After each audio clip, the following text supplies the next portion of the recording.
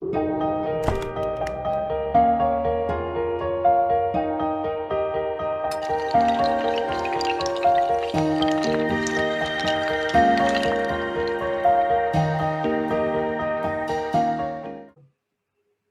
sábado para cada uno de ustedes. Dios les bendiga.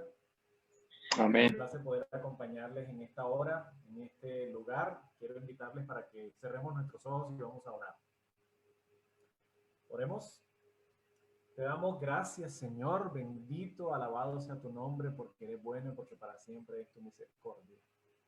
En este momento, Señor, queremos abrir tu palabra y queremos hacerlo con la seguridad de la presencia de tu Santo Espíritu, quien fue quien la inspiró.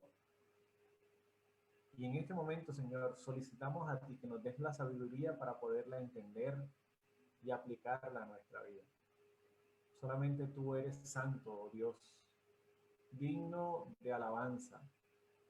Y a ti, Señor, acudimos en esta hora para que nos acompañes. En el nombre de Jesús. Amén. Amén. El Dios de las oportunidades. ¿Cuántos de nosotros no hemos sentido y experimentado en nuestra vida la oportunidad que el Señor nos concede? Una nueva oportunidad de vivir la vida aún a pesar de nuestros errores, aún a pesar de nuestras equivocaciones, aún a pesar de circunstancias terribles que puedan ocurrir. Ver que Dios nos rescata, ver que Dios obra en nuestra vida, ver que Dios se manifiesta con poder y nos permite experimentar una nueva oportunidad de vida, una nueva oportunidad de salvación, una nueva oportunidad, aún a pesar de los errores que cometamos.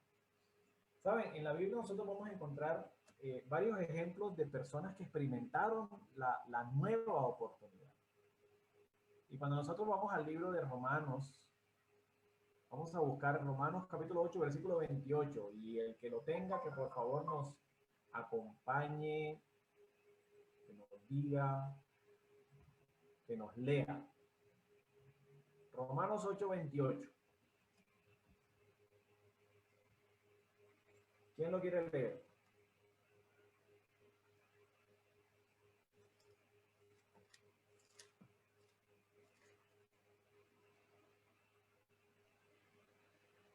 Ocho 28. Sabemos que todas las cosas obran para el bien de los que aman a Dios, los que han sido llamados según su propósito. Amén.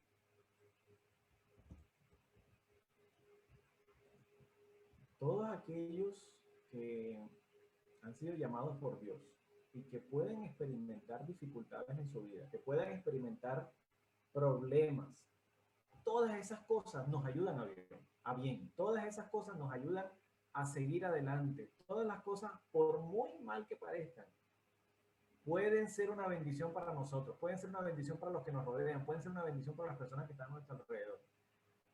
Siempre y cuando nosotros permanezcamos aferrados al Señor. Quiero pedirle el favor a Víctor o a otra persona que desee leer. Vamos a leer el versículo 37 y 38. Ahí mismo en Romanos 8, versículos 37 y 38.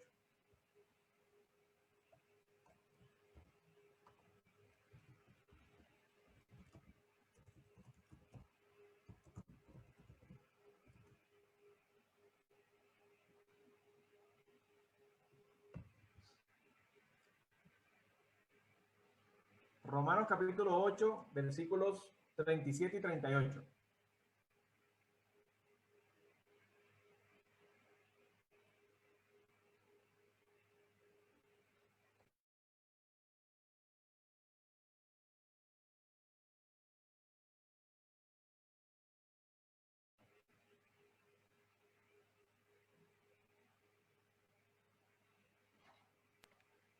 Ok. Dice 8, 37, 38. Pero Dios que nos ama nos ayuda a salir más que vencedores en todo. Por eso estoy seguro de que ni la muerte, ni la vida, ni ángeles, ni demonios, ni lo presente, ni lo porvenir. Hasta allí, ¿no?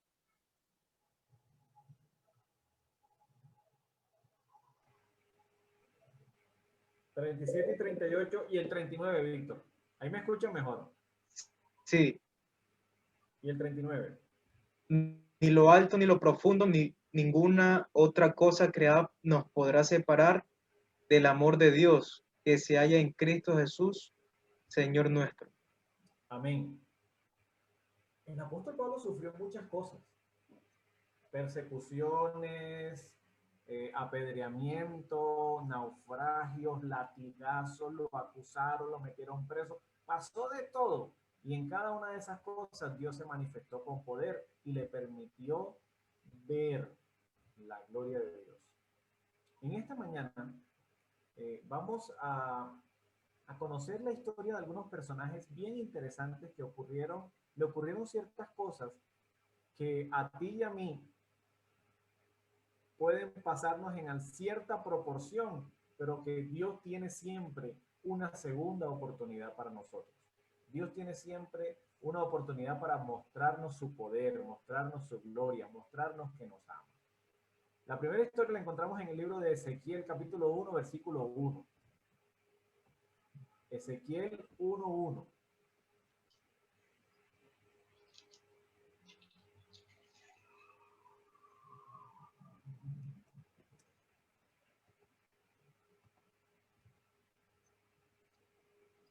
¿Qué dice Ezequiel 1:1?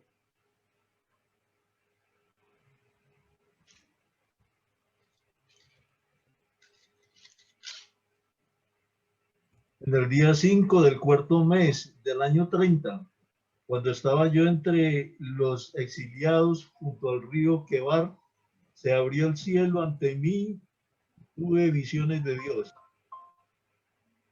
Gracias, mi hermano.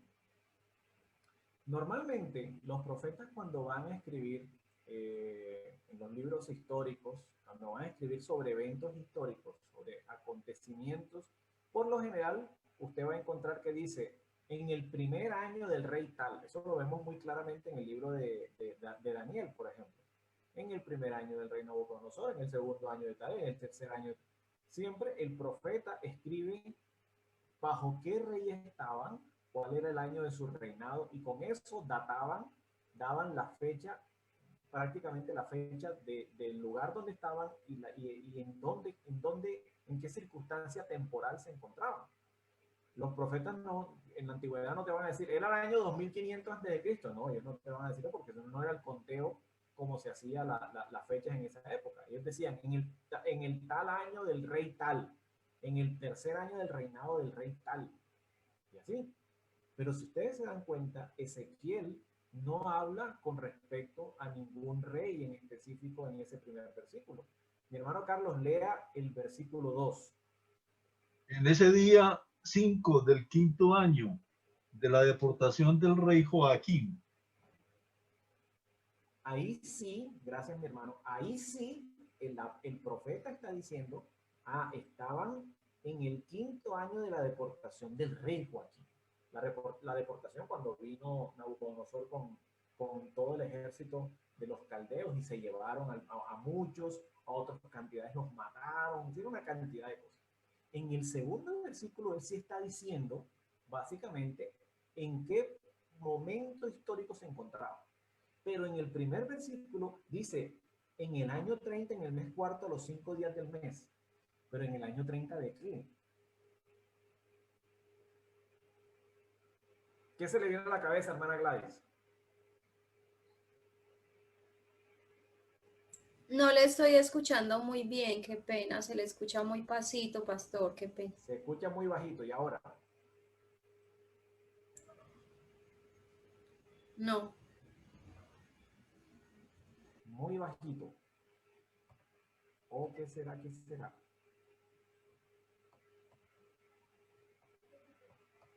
¿Qué estará pasando con esto?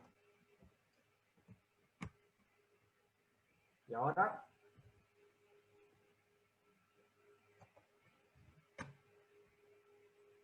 ¿Y ahora? Un poco mejor.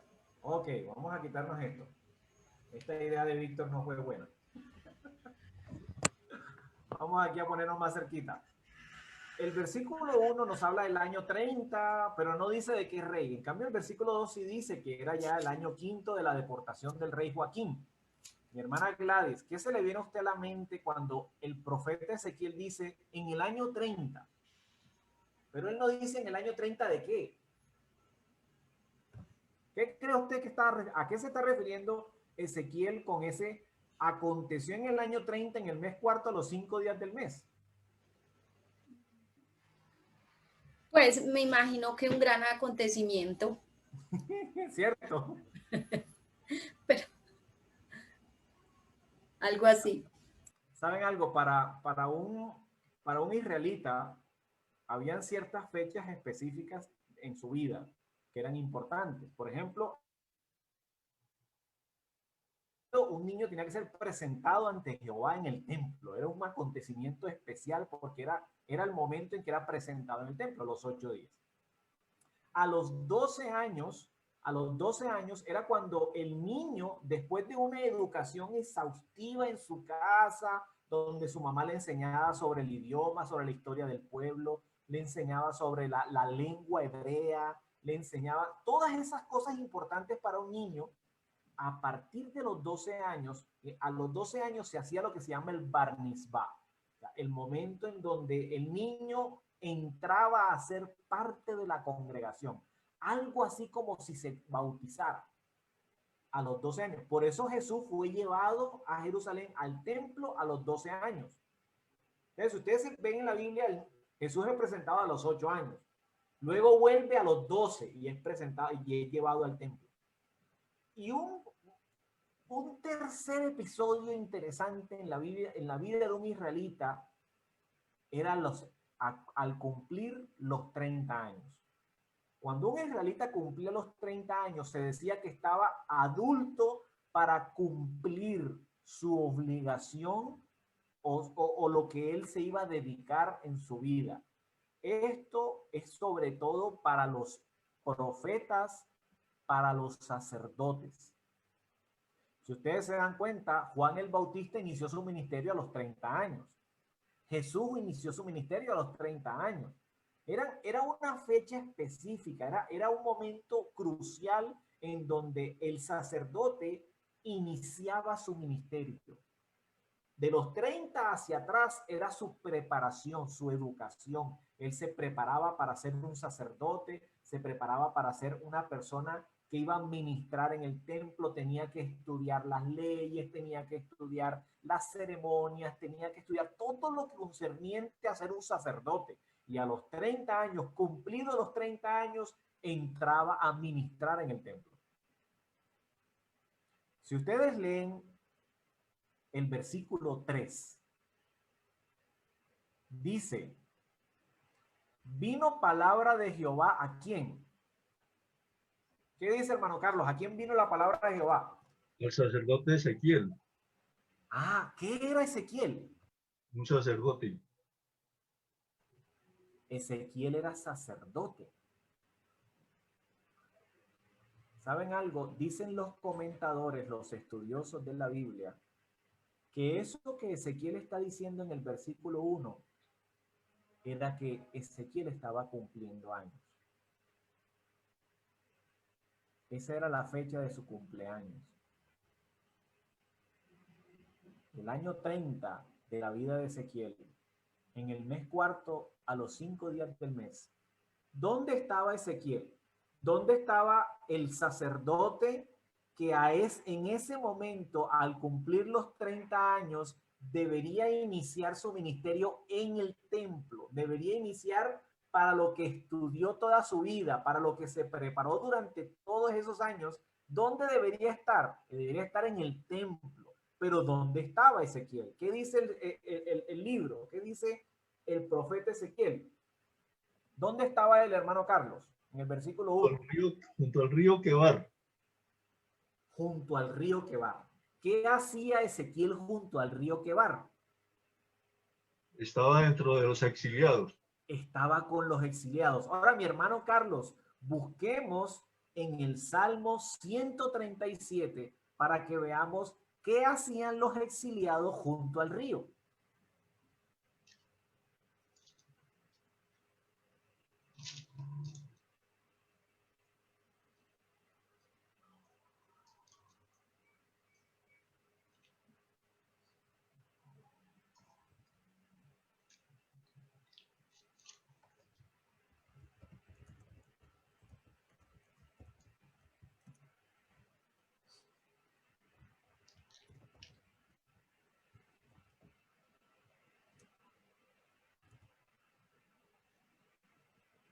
¿Qué dice el Salmo 137?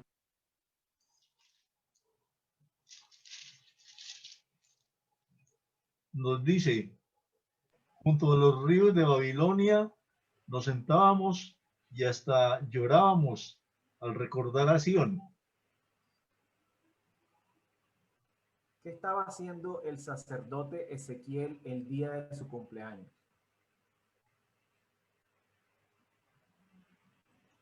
Estaba junto al río Quebar. Lea mi hermano el versículo 2. De los álamos en medio de ella colgábamos nuestras arpas.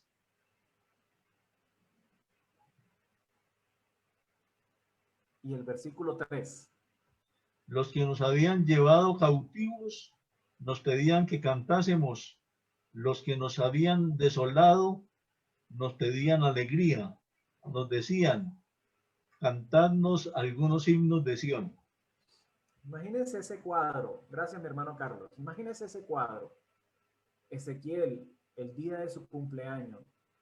El día, aparte de que era su cumpleaños, que es un motivo de regocijo, se supone.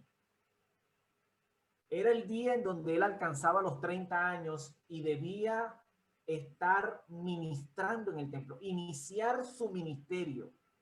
Pero por causa de la desobediencia, nosotros en estos días hemos estado leyendo, reavivados por su palabra, lo que el pueblo de Israel, lo que toda la desobediencia que cometió, los pecados, la idolatría, y que no escuchaban la palabra de Dios a través de Jeremías. El rey quemó el rollo, todas las cosas que ocurrieron terribles, y Jeremías, Dios le mandó a través de Jeremías el mensaje: arrepiéntanse y vuélvanse a mí y refúgiense en el rey de Babilonia. Refúgiense, porque serán asolados y serán destruidos y no habrá a quedar nada. Y el pueblo no escuchó. Cogieron al pobre Jeremías y lo metieron preso, lo acusaban, les decían de todo al profeta y no escuchaban la voz de Jehová. Y el pueblo de Israel, por su desobediencia, sufrió las consecuencias del castigo por parte de Nabucodonosor.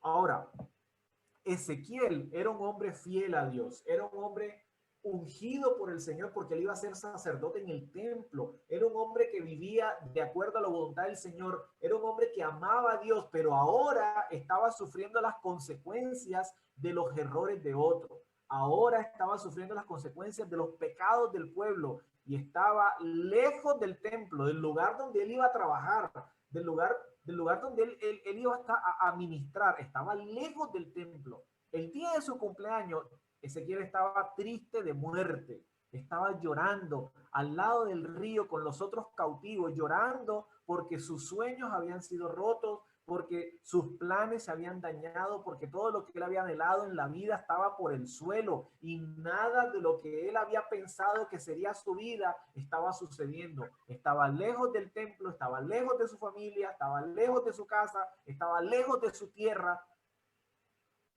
al lado del río llorando. Y los que los habían llevado cautivos, dice la palabra del Señor, le decían: canten, cántenos esos cantos, ustedes que alababan tanto a Dios, cántenos, vengan, cántenos los cánticos de Sión. Y ellos lloraban. Yo no sé si de pronto tú en algún momento has experimentado el sufrimiento, el dolor, la angustia de estar padeciendo las consecuencias del error de otra persona, de alguien que cometió errores y tú los estás pagando, o tú los pagaste, o tú estuviste sufriendo porque alguien te trató mal, porque alguien hizo algo, tus padres, tu pareja, alguien cercano cometió errores y tú pagaste las consecuencias, alguien cercano hizo cosas que no debía y tú sufriste y lloraste. Es más, todavía puedes estar sufriendo las consecuencias. Ezequiel, el sacerdote, el que iba a trabajar en el templo al servicio del Señor, el que iba a trabajar en el templo para adorar a Dios, ahora estaba lejos del templo, el templo estaba destruido, no existía templo, no había planes para Ezequiel, ya no había nada para Ezequiel, toda su vida se había desmoronado delante de su presencia, no tenía nada y ahora estaba llorando. Pero ¿sabes algo? Dios siempre tiene una oportunidad para sus hijos. Dios tiene una oportunidad para ti. Dios siempre va a abrir una oportunidad para ti. Y dice la Biblia, en ese versículo 1 que mi hermano Carlos nos leyó, que junto al río donde se sentaban a llorar, donde se lamentaban, donde sufrían, junto al río donde habían padecido tanto tiempo, allí el sacerdote Ezequiel, el que había estudiado para ser sacerdote en el templo, ahora Dios lo estaba llamando a ser profeta. Y dice la Biblia que allí, junto al río Quebar, los cielos se abrieron y él vio visiones del Señor. Él vio visiones de Dios. Y yo no sé si en este momento tú estás pendiente de lo que estamos hablando. No sé si en este momento tú estás pendiente de lo que Dios te quiere decir. Cuando venga la calamidad, cuando venga el problema, cuando venga la angustia, cuando venga la dificultad, Dios puede abrir los cielos y darte bendición y llamarte a una obra mejor de la que puedas estar viviendo. Y entonces te darás cuenta que sí era importante prestarle atención a Dios, que sí era importante prestarle atención a la voz de Jehová. El pueblo de Israel no lo hizo, no escuchó la voz de Jeremías, no escuchó porque era más importante otras cosas, porque era más importante estar pendiente de otras cosas. El pueblo de Israel desobedeció y no quiso escuchar la voz de Dios y vino consecuencias de ese evento. Pero en ese momento, aunque estuvieran pagando las consecuencias, aunque estuvieran sufriendo, Dios siempre abre una oportunidad para que tú puedas ver los cielos abiertos. Y Ezequiel vio el cielo abierto. Y él, que su plan era ser sacerdote, Dios quería que fuera profeta. Y vio profecías espectaculares. Y la palabra del Señor nos muestra, Ezequiel capítulo 8 habla sobre las abominaciones de Jerusalén. Ezequiel capítulo 9 habla con respecto al sellamiento, el evento que en Apocalipsis nosotros lo vemos como el sellamiento, el gran proceso de sellamiento del Espíritu Santo. Ahí lo vio Ezequiel en el capítulo 9, se presenta el sellamiento. Y una de las profecías más conocidas del libro de Ezequiel, y yo sé que ustedes la han escuchado muchas veces, el valle de los huesos secos. El valle de los huesos secos. Ese pueblo destruido, capítulo 37, ese pueblo dañado, destruido por el rey de Babilonia. Dios tenía un llamado especial para darles el Espíritu Santo y para que se levantaran nuevamente con el poder del Espíritu Santo y fuera nuevamente una nación en las manos del Señor. Pero mientras no ocurría nada, mientras estaban bien, mientras no había problemas y dificultades, el pueblo estaba contento y feliz y no querían escuchar la voz de Dios. No querían escuchar lo que Dios tenía para ellos. Pero Ezequiel se mantuvo fiel y aún a pesar de sufrir las consecuencias, Ezequiel pudo ver el cielo abierto. Dios siempre tiene una oportunidad para cada uno de nosotros. La siguiente historia que quiero que analicemos en esta mañana es la historia del autor del Salmo 90. ¿Saben ustedes quién es el autor del Salmo 90?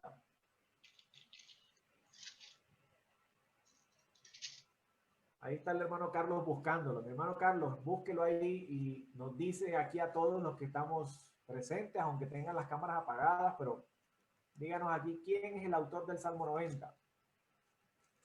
Moisés.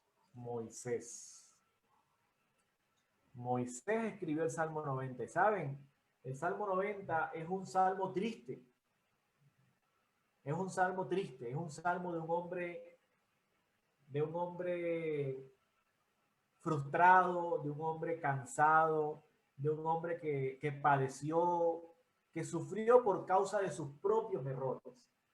¿Cómo es la historia de Moisés? Moisés creció en Egipto.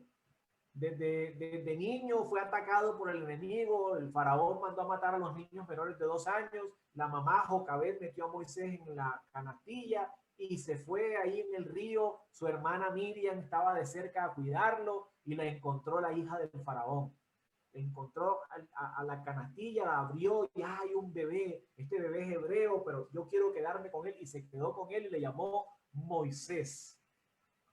Apareció entonces María, Miriam, la hermana de Moisés, le dijo, yo tengo quien te lo cuide. Listo, lo cuidó Jocabed, su propia madre cuidó a Moisés.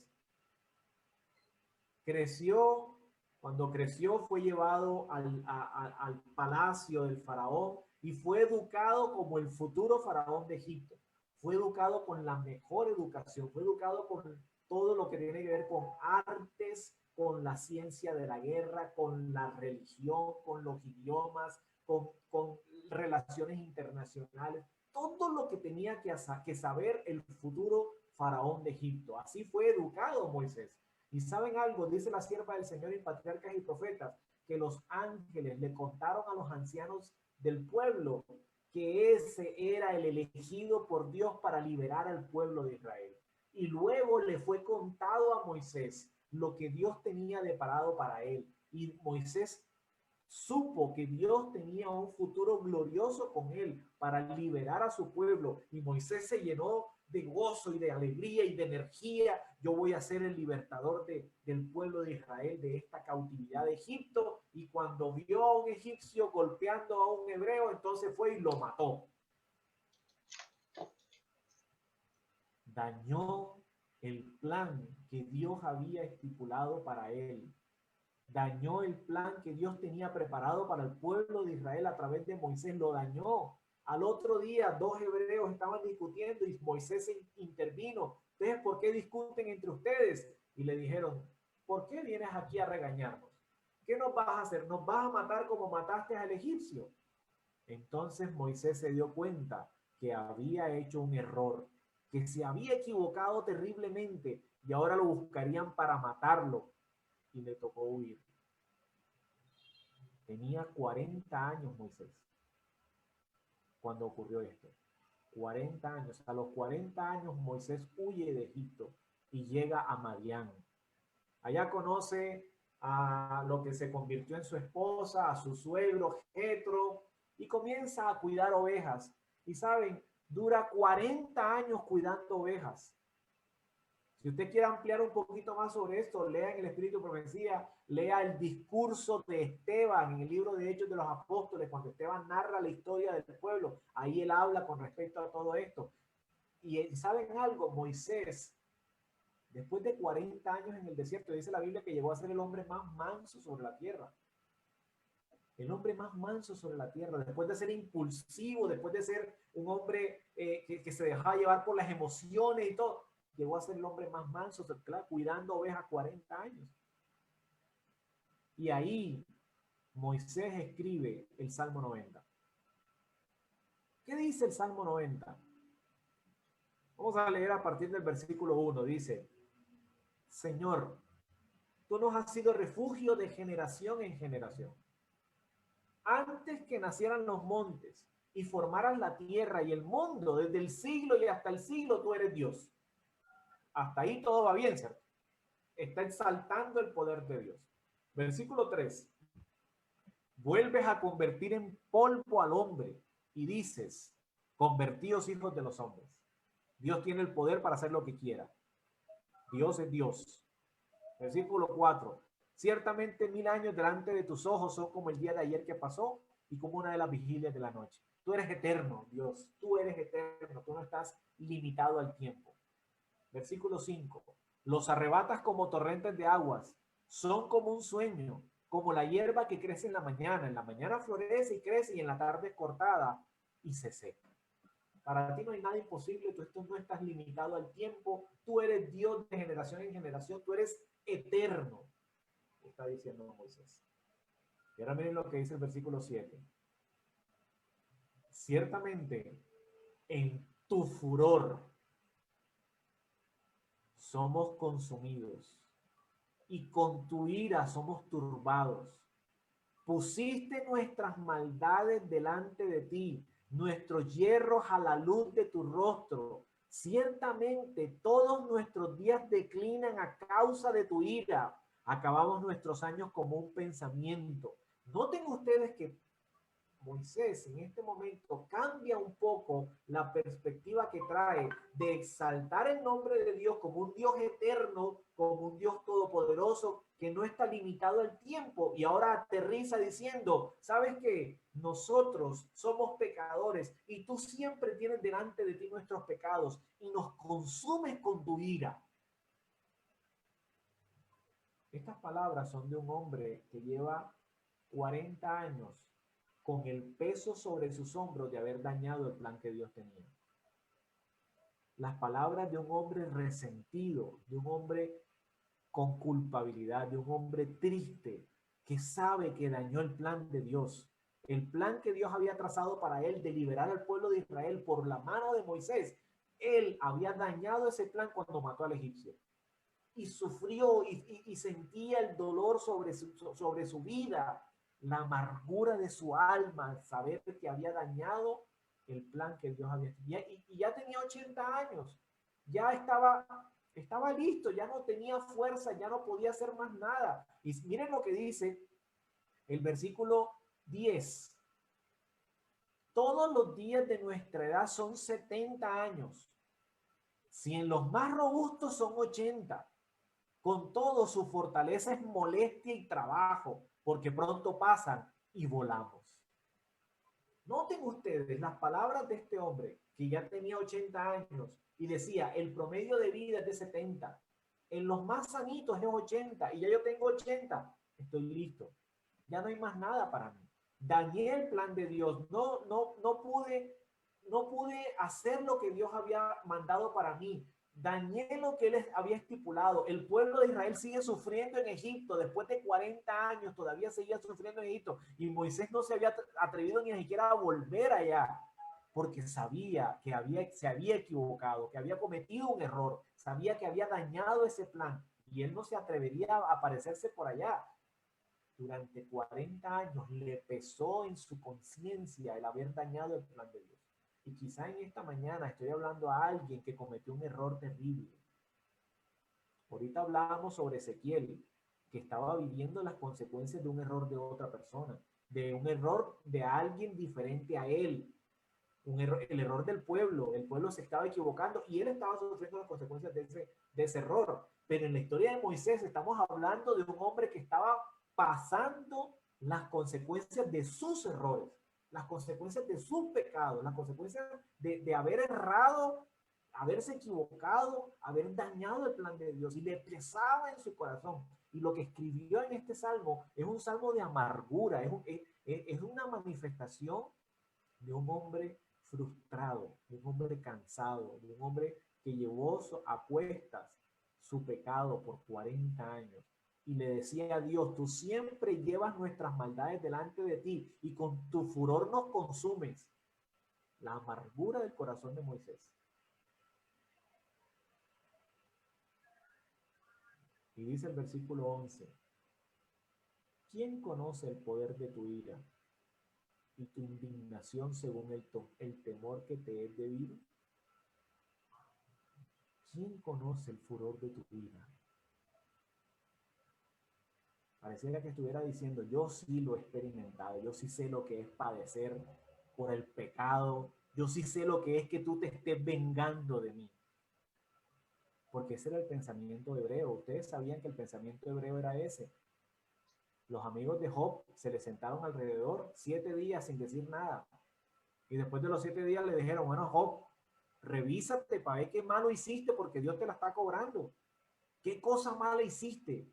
Y Job se defendía, no, yo no he hecho nada malo. Algo tuviste, algo tienes que tener guardado que Dios te la está cobrando. Los discípulos le dijeron a Jesús, Señor, con respecto al ciego, Señor, ¿quién pecó? Este es su padre para que hubiese nacido ciego. El concepto hebreo era que cuando tú pasas por algo malo es porque Dios te la está cobrando por algo malo que hiciste. Cuando tú estás padeciendo una enfermedad, cuando tú estás padeciendo un problema familiar, cuando estás padeciendo un problema económico, cuando estás padeciendo algún tipo de situación terrible, es porque Dios te la está cobrando porque algo malo hiciste. Ese es el pensamiento hebreo. ¿Y sabes algo? Lastimosamente ese es el pensamiento cristiano.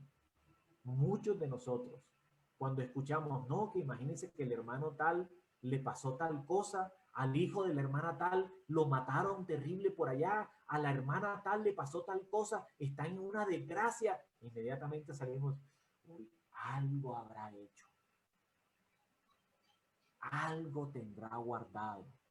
Ese es el pensamiento inmediato. Pero ¿sabes algo? Ese no es el Dios de la Biblia. Ese no es el Dios de amor que aparece en la palabra del Señor.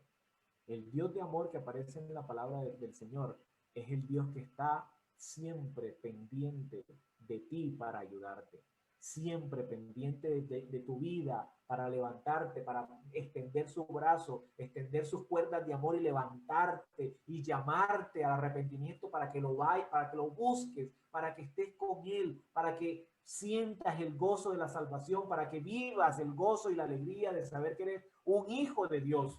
Pero nosotros siempre, cuando vemos a alguien que está en malos pasos, cuando vemos a alguien que está padeciendo una enfermedad, cuando vemos a alguien que está sufriendo por algo, hermano, hermana, arrepiéntase, algo está haciendo, revísese usted misma, revísese usted mismo, algo tuvo que haberse equivocado. Eso no es de Dios. Moisés estaba sufriendo y él mismo pensaba que en su cabeza, él mismo pensaba que era Dios que se la estaba cobrando. ¿Y saben ustedes cuál fue la respuesta de Dios a esa petición? ¿Saben cuál fue la respuesta de Dios a ese salmo de amargura, ese salmo de dolor, ese salmo de sufrimiento, ese salmo de rechazo? ¿Saben cuál fue la respuesta de Dios a ese salmo? Una zarza. Una zarza que se quemaba, que estaba prendida, pero no se consumía. Y Moisés se acercó de chismoso y Dios le dice, Moisés, Moisés, quita el calzado de tus pies, porque el lugar donde estás, santo es. Y lo vuelve a llamar para que vaya a Egipto a sacar a su pueblo. Después de 80 años, Dios llama a Moisés para que vaya a liberar a su pueblo. Y nosotros conocemos la historia que está en Éxodo 3. El llamamiento de Moisés y de ahí en adelante todo lo que ocurrió, cómo Dios mandó las plagas, cómo el pueblo salió, abrió el mar rojo, padeció, hizo de todo, el pueblo cayó maná, le dio codornices, vinieron las serpientes. El pueblo terco y testarudo y que no hacía la voluntad de Dios y el Señor llamaba y el Señor, y por mano de Moisés, guiándolo, orientándolo, llevándolo, atravesaron el desierto. Por la rebelión del pueblo duraron 40 años más en el desierto. 40 años más. Y Moisés estuvo ahí liderando al pueblo, orientando al pueblo, hasta que finalmente llegaron a un lugar, tenían sed y Dios les permitió ver un milagro, pero Moisés se equivocó nuevamente y golpeó la piedra. Salió agua, Dios respondió, el agua salió, pero Moisés le tocó padecer por lo que había hecho. Y Dios le dijo, ¿sabes algo, Moisés? Sube al monte porque vas a morir. Pero ahora la reacción de Moisés no fue una reacción de iracundo ni rabioso, no. Dice la sierva del Señor que ese hombre manso, humilde, sencillo, subió la cuesta, subió la montaña y llegó hasta allá arriba, después de haberle dado un discurso maravilloso al pueblo, y allá llegó y en los brazos de Dios murió Moisés. Muchos dirán, que Dios no le permitió entrar en la Canaán terrenal a Moisés. Pero cuando tú lees la historia que aparece en el espíritu de profecía, te darás cuenta que Moisés no entró en la Canaán terrenal, aunque la pudo ver, porque Dios se la mostró. No entró en la Canaán terrenal, pero está en este momento en la Canaán celestial. Está en el reino de los cielos. Moisés ascendió al cielo y prueba de eso es que cuando Jesús estuvo en esta tierra, quienes aparecieron a su lado en el monte de la transfiguración, ¿quiénes fueron? Moisés y Elías.